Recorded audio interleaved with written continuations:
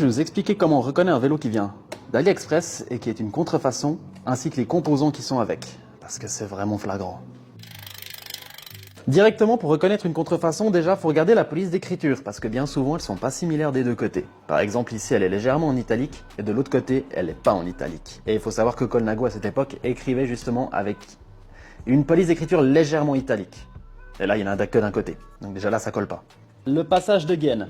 Sur le C60 de l'époque, il n'était pas en interne, il était en externe. Donc toute la câblerie était en externe à partir de la base.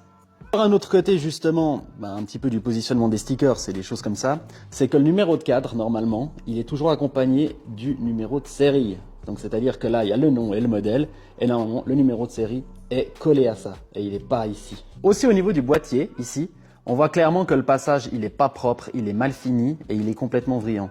Là maintenant, on va s'intéresser au cockpit, qui visiblement est un EC90, donc un Easton Carbone 90 ou 90. Il faut savoir que Easton n'a jamais fabriqué de guidon comme ça. Jamais. Déjà, on voit que c'est du faux carbone sur le dessus, donc personne ne fait ça. Et surtout, on voit la mollitude, la non-rigidité du guidon surtout. Quand je parle de la non-rigidité, c'est simple. Tu prends un guidon comme ça, en carbone, c'est pas censé bouger autant. Là, tu fais un sprint de bourrin, tu pètes tout. Et même au niveau de la potence, ils ont vraiment mal joué leur truc parce qu'ils ont repris en fait le système de FSA OS de l'époque en marquant EC90 d'une façon extrêmement dégueulasse et ils ont rajouté un logo de requin sur le dessus. Et je vous mets la photo à côté d'une FSA OS, vous verrez aucune différence, à part le fait que c'est écrit EC90. Mais maintenant, quels sont les risques d'avoir des contrefaçons en guise de composants et de cadres? C'est très simple. Un cadre contrefait est beaucoup moins rigide et beaucoup moins solide parce qu'il n'a pas eu de contrôle de sécurité. Et dans ce cas-là, il faut éviter de rouler avec. Ce qu'il faut vraiment se méfier aussi, c'est qu'il y a beaucoup de ventes d'occasion de matériel contrefait.